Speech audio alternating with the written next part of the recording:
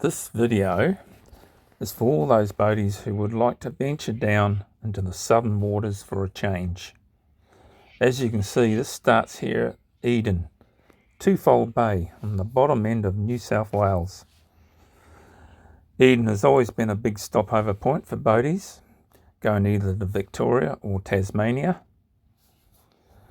Eden has changed over the years as seen in the video. This seawall is only a recent addition, and it sure makes life more comfortable tucked in behind it.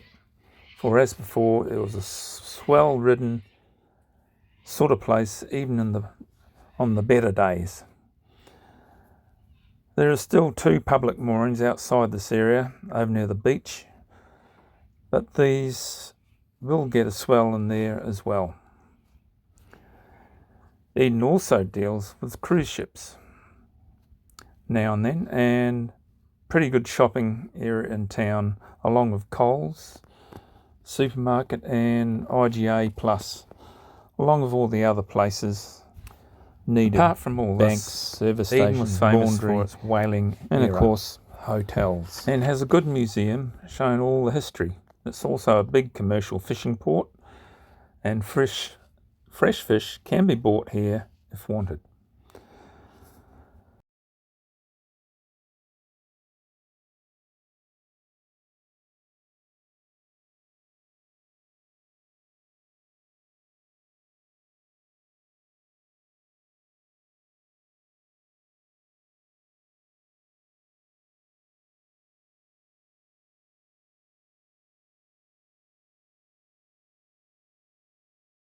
And when you're sick of staying near town, you have a couple of excellent sheltered anchorages you can use.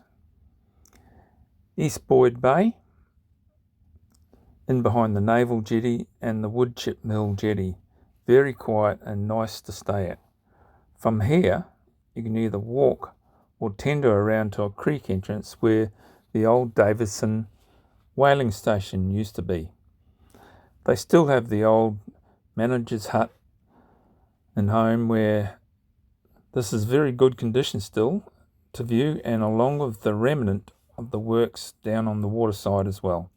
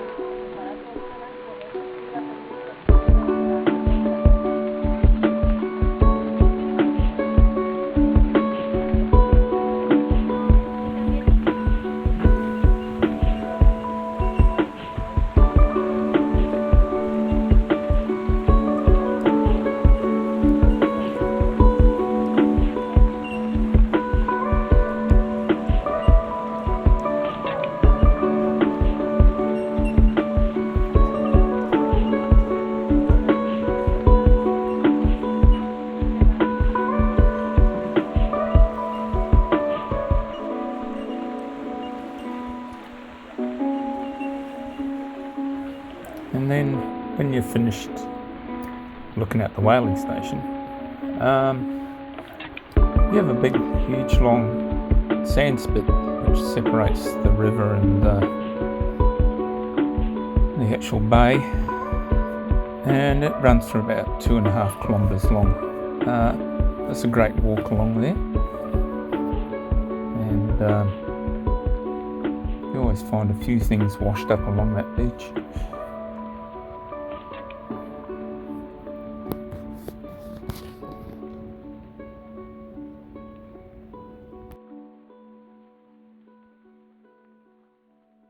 The other anchorage is at the western end of Twofold Bay, and this is Boyd Town. This would be quite a sheltered place in the right weather. Boyd Town has its own hotel and a caravan park not far away, along with the other old ruins from old times, one being the old church ruin, which are worth a visit. big long beach to walk, and as well great swimming in all these places. Okay, after leaving Eden and we're making our way down to Tasmania, we're going to do all the ocean stops. Now this little place is called Batangaby. It's about, I don't know, 17 odd miles down from Eden itself, down the coast, and it's not the easiest place from the waterline to pick because everything's very low lying on the land. It is very hard to see, and when you do pick it and you start coming in, if there is a swell running, which we had on the day we come in, it does look a bit on the scary side with waves breaking off the rock bar on the left and the right. But once you start making yourself in between them, you realise there is a channel in between. Once inside, it's deep enough for anchorage. We're in about 3 metres of water and a sandy bottom, so it's good anchorage. And a bit rolly inside. You've got to choose your weather for this one.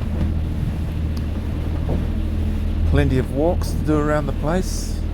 It is a national parks area which is run by the parks. There's a camping area up on the left hand side, up on the top, as you can see on the video, and plenty of places to kayak and whatever, because the creek runs a fair way up inland, so it's a good place to explore. So please enjoy the rest of the video.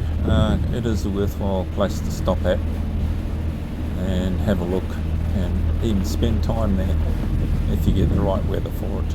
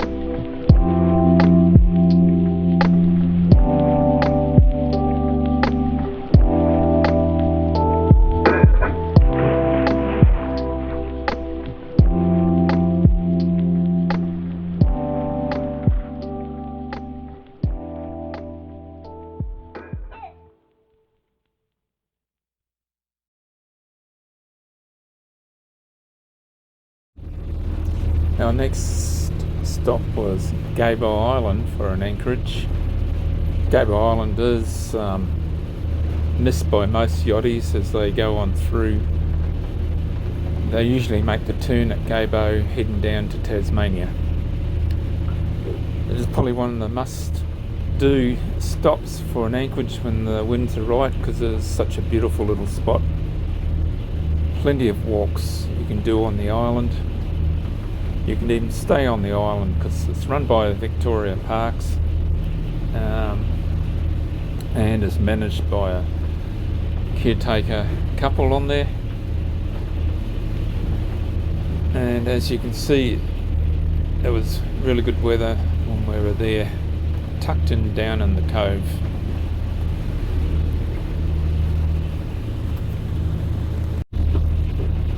The only one thing about the anchorage there, it is a very weedy area, just like any of the southern waters down here.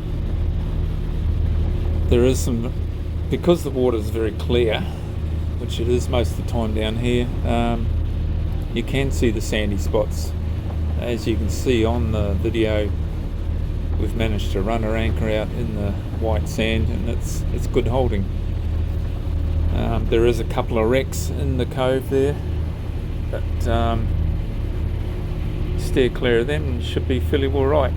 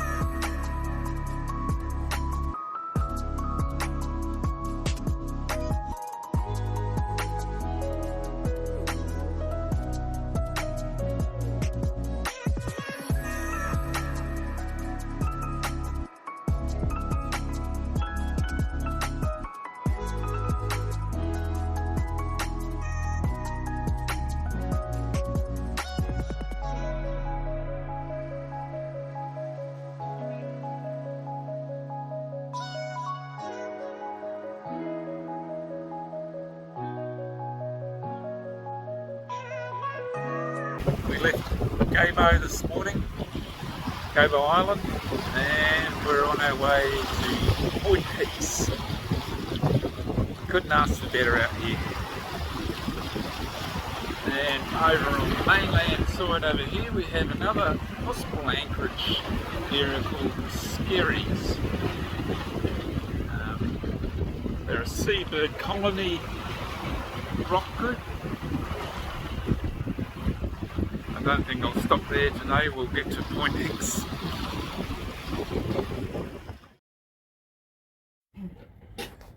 Point Hicks was quite a surprising area when we come around the corner. Since we hadn't been there before, there was quite a swell rolling from the outside there around the corner, which comes into the main beach of about 3 or 4 meters. And we come in here to a flat water area, which is very surprising. And as you can see on the anchor watch, we hit the right spot for the anchoring. So on a nice day, which we did get to spend a day and a couple of nights at, it's a good place for having a swim and a walk around. Point Hicks actually has its own fur seal colony. It's only small, but they do live around on the rocks there, so that was quite fun to go and watch in the clear waters.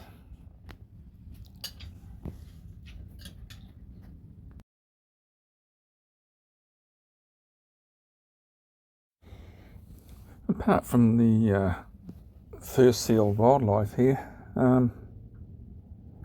there is quite a bit of other wildlife that hangs around, mostly nocturnal I'd say, because our walk around on the island, it is closed at the moment and it is national park, but I don't think the national parks are actually looked after it much, because everything's got to a stage now where it's overgrown and a lot of the tracks there go nowhere now. They're all fully grown over, so nature's taking over. But walking along the main beach and everything revealed a lot of dog tracks. I assume it would be dingo, and they go for miles, because we walked along quite a few kilometres along the beach. Deer tracks, so they're around as well. Getting around what tracks there is all around the rocks on Point Hicks itself, wombats. So apart from the beach walk, we tried our hardest to actually do the old tracks here. And as you'll see in the video, they had a track that went up these stairs into the bush, and it goes up, and we thought, well, there's got to be something left there, but it was like the staircase to nowhere. The bush had actually taken over the whole thing, and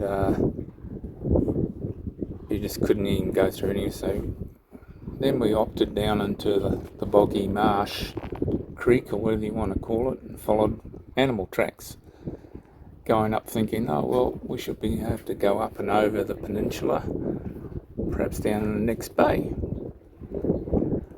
No, even that got too hard in the end. Ended up carrying the dog half the time, and it was just pure bog. The dog even ended up black feet just from walking in the bog. So it seems the only tracks that are left now is road track, which comes, as you can see on the video there, comes from the other way, so they can get supplies, I suppose, to the lighthouse. It's about the only thing that's not overgrown anymore. And so as we come up and over the ridge, going back down towards the beach, as you can see, by some of the tracks and things that used to be there, you think, oh, you should be able to follow these. That's why it looked like a promising thing to where we could follow through, perhaps the creek area, or even head onto an old track. No, you just can't find them. So after all our trouble and tries, we ended up back on the beach and had a nice swim. The water temperature was probably around about 19-20 degrees. It was nice, just nice to get in. But there's the stairway to nowhere there, and very disappointing. As you can see higher up, there possibly was some sort of a track there.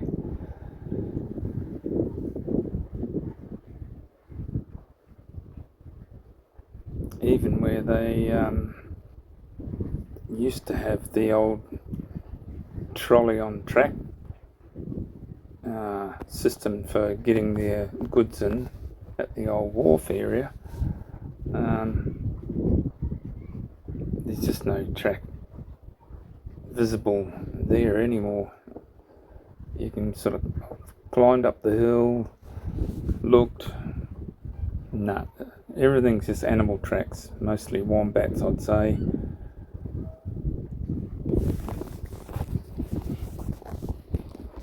So apart from that, it's a very nicely isolated place and great to visit.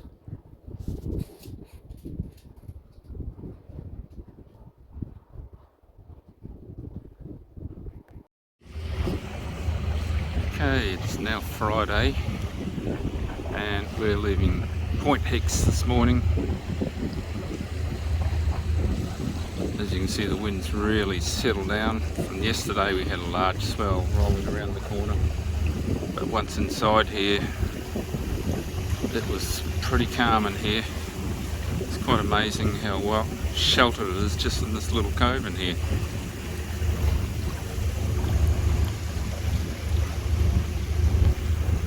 So today we do our 12-hour journey down the coast to Lake Entrance yonder.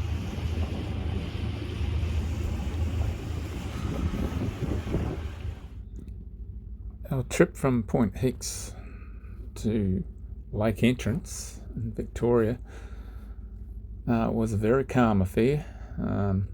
It was motoring the whole way. As you can see, very calm conditions. And the bar at Lake Entrance, even though it's a calm conditions, has a huge overrun. It can run up to 3 or 4 hours or more coming out with an incoming tide.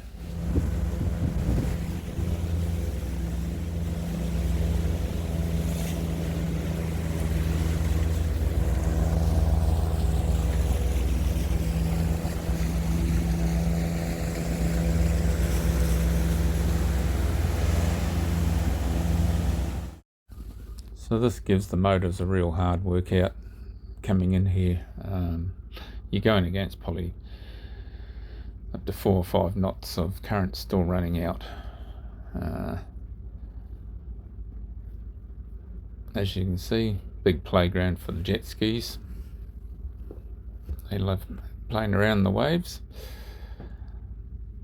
So as we come up to like an intersection, a T intersection. So straight ahead we go up into the lake system, and you got left or right. Down the right hand side, looking up that way, is Lake Entrance and Flagstaff area. We will be going up into Lake Entrance to tie up. So looking up in the left hand side at the intersection, this also takes you up into the lakes area too, so there's a lot of different ways to enter up into the lakes.